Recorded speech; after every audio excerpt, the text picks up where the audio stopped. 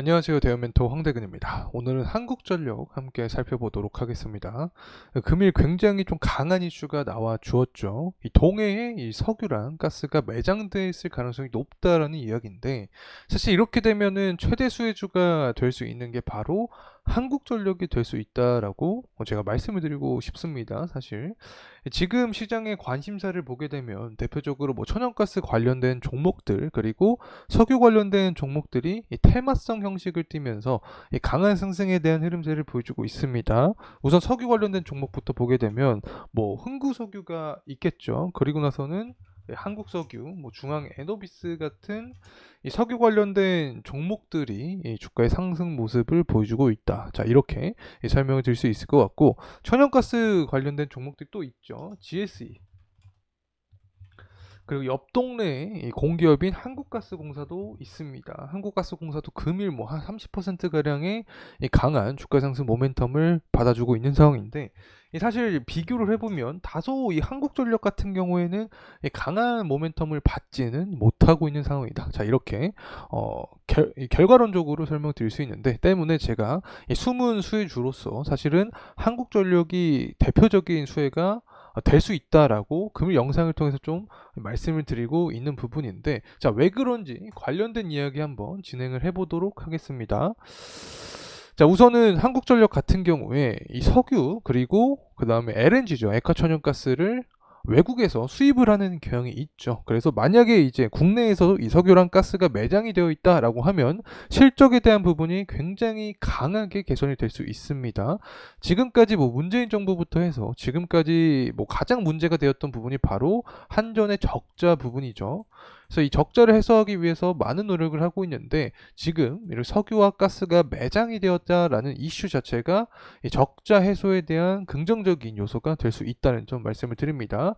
자, 그리고 나서 이제 이 석유랑 가스를 수입해 오기 때문에 사실상 환율이 하락하면 더 좋습니다. 한국전력 같은 경우에. 그래서 이 환율 하락 가능성에 대한 부분도 한번 체크를 해보고, 이 7월에 원전 관련된 이야기, 이 체코 원전 사업에 대한 우선 협상 대상자가 선정이 되는데, 여기에서 만약에 한국이 프랑스를 물리치고 체코 원전 수주를 따내게 된다. 그렇게 되면 한국전력 역시 주가 상승 모멘텀을 받을 수 있게 되는 건데, 과연 가능성이 존재하는지 이 관련된 이야기 전반적으로 진행해보는 시간 갖도록 하겠습니다.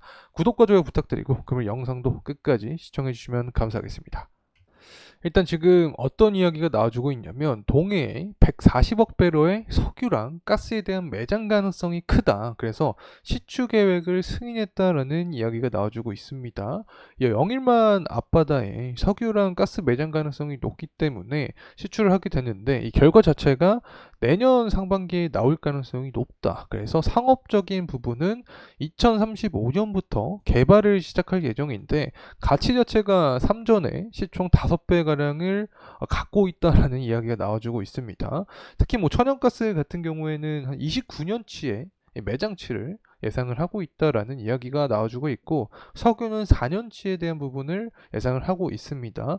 어쨌든 전반적으로 한국전력 같은 경우에는 석유랑 그리고 이 천연가스를 외국에서 수입을 하기 때문에, 자, 이런 부분이 우리나라에서도 만약에 매장이 되어 있다라고 하면 당연히 실적적인 부분 역시 개선세에 대한 기대감이 반영이 될 수 있다. 그래서 만약에 여기까지 기사가 나와준다.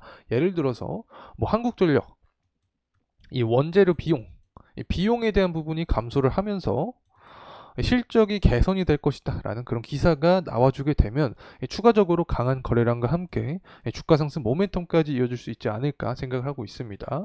뭐 실제로 두바이유보다도 사실은 이 천연가스가 더욱더 강한 비용으로 자리 잡혀 있긴 합니다. 한국전력 같은 경우 금일 보게 되면 한 5% 가량의 이 상승폭을 보여주고 있는 상황인데, 이 천연가스가 하락을 하게 되면 한국전력에게는 좋게 작용을 하겠죠.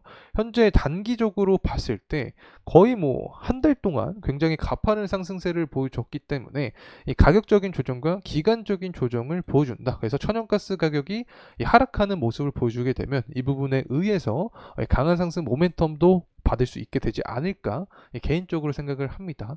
정리해서 말씀을 드려보면 국제 천연가스 가격이 하락을 해주는 상태에서 이 관련된 이 기사 내용이 계속해서 나와준다. 그렇게 되면 이 부분에 의한 한국전력 주가 상승 모멘텀까지 이어질 수 있게 된다. 이렇게 개인적으로 생각을 하고 있고, 현재 환율적인 부분 역시 상승에 대한 모습을 보여주고 있긴 합니다.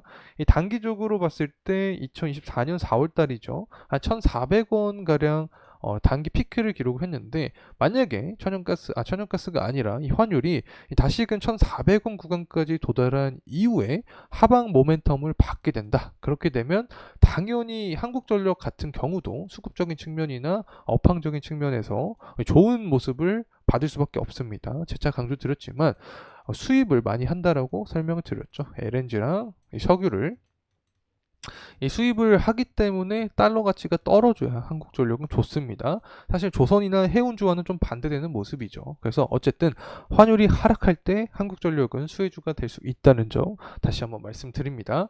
그리고 나서 이제 원전 관련된 이야기를 해야 되는데, 제가 지속적으로 어떤 말씀 드렸냐면 11월 대선 전에 원전 관련된 정책안 부분이 강조될 확률이 높다라고 설명을 드렸습니다.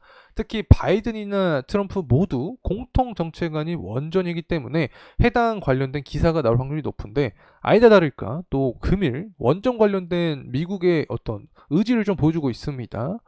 자, 내용을 좀 살펴보게 되면 이 백악관에서 어떤 이야기를 해주고 있냐, 재생에너지와 마찬가지로 이 원전이 깨끗하고 믿을 수 있으며 또 빠르게 성장하는 이 전력 수요를 맞추는데 적합하다 때문에 이 미국 재무부도 2025년부터 원전 분야 투자에 대한 세액공제 혜택을 주겠다라는 내용이 나와주고 있습니다.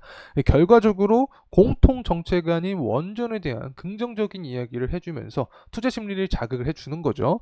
그래서 미국의 원전 기업인 대표적인 뉴스케일 파워가 있는데, 이 뉴스케일 파워와 두산 에너빌리티와 관계가 있습니다. 그래서 SMR이 상승하면 두산 에너빌리티도 상승하는 경향이 있고, 이 순환매 형식으로 다른 원전주도 상승하는 모습을 보여줄 수 있는데, 한국전력도 어쨌든 원전 테마에 속해 있기 때문에 이 관련된 주가 상승 모멘텀을 받을 수 있게 되지 않을까 개인적으로 생각합니다. 그래서 7월 달에 체코 원전 이제 사업에 대한 우선 협상 대상자 이 선정을 하게 됩니다. 지금 프랑스와 2파전인데, 일단 프랑스 같은 경우에는 외교적인 측면에서 강점이 있다라고 설명을 드렸었죠. 특히 유럽연합 내에서 원전 발전량 한 50%를 차지를 하고 있기 때문에 명분상 프랑스가 현재 객관적으로는 경쟁력이 더 높은 상황이다. 하지만 가격적으로 봤을 때 우리나라가 더 싸다. 기술력은 비슷하고 또 가격은 싸기 때문에 이런 부분에서는 우리나라가 좀 높은 경쟁력을 띠지만, 사실 외교적인 측면에서는 프랑스가 우위인 게 사실이긴 하다. 그래서 앞으로 이 원전에 대한 이 방향성이 사실 어떻게 될지는 저도 잘 모르겠습니다. 그래서 해당 결과가 나오게 되면 가장 빠르게 여러분과 또 공유해드린다는 점 약속을 드리도록 하겠습니다. 자, 어쨌든 이 체코 원전 관련해서 긍정적인 이야기가 만약에 나와준다 7월달에, 그럼 당연히 한국전력 역시 밸류에이션이 한층 더 업된 모습을 보여줄 수 있지 않을까 생각을 하고 있습니다. 자, 그리고 나서 이제 11차 전기본 관련된 이야기인데, 실무안이 나왔죠. 2038년까지 새로운 원전 3기를 추가 건설하겠다. SMR 1기도 2035년까지 투입을 하겠다라는 내용이 나와줍니다.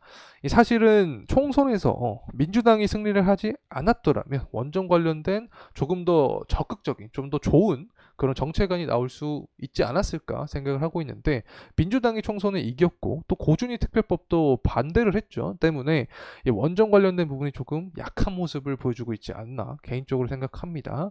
그래서 어쨌든 이 새 원전을 추가 건설하겠다라는 내용이 나와줬기 때문에 그래도 원전에 대해서 긍정적인 방향성을 아직까지 유지하고 있구나라고 생각을 해볼 수 있겠죠.